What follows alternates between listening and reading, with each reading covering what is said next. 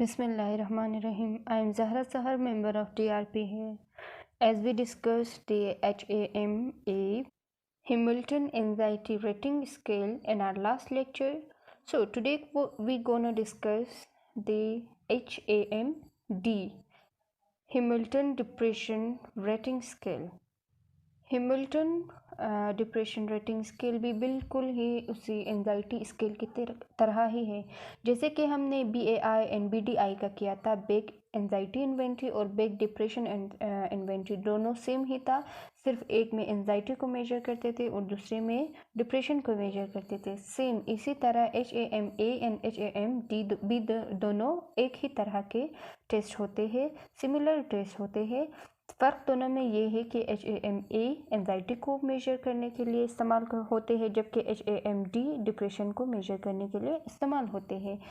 जैसे कि एंजाइटी जो हैमिल्टन एंजाइटी रेटिंग स्केल था वो भी थेरेपीज़ के दरमियान इस्तेमाल होते थे, इसी तरह ये डिप्रेशन का रेटिंग स्केल भी थेरेपीज़ के दरमियान इस्तेमाल होते हैं।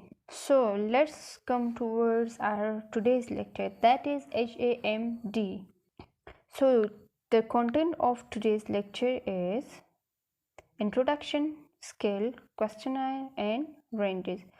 Let's move towards the introduction of HAM-D, Hamilton Rating Scale for Depression. It is invented or introduced by Dr. Hamilton in 1960. It is also known as HDRS, Hamilton Depression Rating Scale. It is similar to BDI, Beck Depression Inventory. ये भी bake depression inventory की तरह ही है। Bake depression inventory ये इस्तेमाल होते हैं जब फर्स्ट मीटिंग के बाद, जब किसी भी डायग्नोसिस के लिए, यानी डिप्रेशन की डायग्नोसिस के लिए कि आया डिप्रेशन है या नहीं है, अगर डिप्रेशन है तो किस रेंज की है, उस दौरान के लिए BDI इस्तेमाल होते हैं। जबकि HAM-D Hamilton depression rating scale therapies के दरमियान इस्तेमाल होता है, यानी जब ये डायग्नोज हो जाए कि इस पेशेंट को डिप्रेशन है, वो थेरेपीज़ ले रहे हैं, थेरेपीज़ के दौरान उस थेरेपीज़ के सक्सेस को देखने के लिए, उसके रिजल्ट को देखने के लिए हम हैमिल्टन डिप्रेशन रेटिंग स्केल को इस्तेमाल करते हैं। जैसे कि हमने एंजाइटी रेटिंग स्केल में कहा था कि वो सेमी स्ट्रक्चर्ड होते हैं, जबकि डिप्रेशन वाली रेटिंग स्केल में स्ट्रक्चर्ड इंटरव्यू होते हैं। 15 से 20 मिनट के लिए क्लिनिशियंस अपने पेशेंट से इंटरव्यू करते हैं और वो इंटरव्यू स्ट्रक्चर्ड होता है, यानी each and every question is made before. Clinicians interview करने से पहले ही उसके पास रिटन फॉर्म में कंप्लीट क्वेश्चनायर मौजूद होते हैं और उसी क्वेश्चनायर के अंदर से वो क्वेश्चंस उस पेशेंट से आस्क करते जाते हैं। So let's now talk about the scale. The scale of HDRS, इसके टोटल 17 आइटम्स और 17 पैरामीटर्स होते हैं and it is a clinician report questionnaire, यानी यहाँ पे भी जो क्वेश्चनायर है उसे क्लिनिशियन खुद ही सॉल्व आउट करते हैं। The questionnaire is made by clinicians, यानी जो क्वेश्चन इंटरव्यू के दौरान क्लिनिशियंस आस्क कर रहे हैं वो ऑल क्वेश्चंस इस क्लिनिशियन के खुद के बनाए हुए ही होते हैं। And test administration fully similar to HARS, यानी बाकी जो जिस तरह से टेस्ट एडमिनिस्टर करते हैं, जिस तरह से टोटल स्कोर निकालते हैं, वो similar to Hamilton anxiety rating scale के ही है।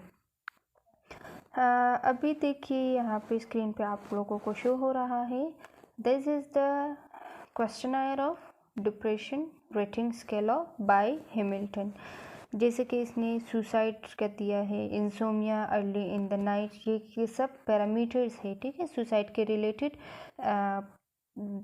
क्लिनिशियन उस पेशेंट को देख के ही सुसाइड के रिलेटेड कोई क्वेश्चन आस्क करते हैं, फिर वो उसके रेंज में देते हैं 0, 1, 2, 3 या फिर 4, यानी उसे हमेशा सुसाइडल थॉट आते हैं, कभी कभार आते हैं, कभी भी नहीं आते, या हर दिन आते हैं। इसी तरह वो क्या करेंगे, उसी पेशेंट के रिपोर्ट से क्लिनिशियन इन ऑप्शन पे खुद ही टिक करके जाते हैं और टोटल लास्ट में टोटल ऑफ स्कोर निकालते हैं। अब बात करते हैं रेंजेस की। जब हमारे पास टोटल ऑफ स्कोर यानी उस पेशेंट के टोटल ऑफ स्कोर उस कंप्लीट डिप्रेशन रेटिंग स्केल के टोटल ऑफ स्कोर हमारे पास आ जाते हैं, तब हम देखते हैं कि ये अभी भी ये किस रेंज में है। आया ये बंदा या ये पेशेंट नॉर्मल हो गया है या अभी भी ये डिप्रेशन में है। तो उसके लिए इसके रिज़ल्ट को रेंजेस में देखते हैं कि अगर उसका टोटल स्कोर 0 to 7 आ गया है तो वो पेशेंट नॉर्मल हो चुके हैं, वो डिप्रेशन से निकल के एक नॉर्मल इंडिविजुअल बन गए हैं। लेकिन अगर 8 to 16 तक इसका टोटल स्कोर है तो अभी तक भी थोड़ी माइल्ड डिप्रेशन में है वो। अगर 70 to 23 उसके टोटल स्कोर आए हैं तो मॉडरेट डिप्रेशन, अगर 24 से अबव आए हैं इसके टोटल स्कोर तो अभी तक डिप्रेशन अपनी सिवियरिटी में है, अभी तक वो सिवियर डिप्रेशन में है।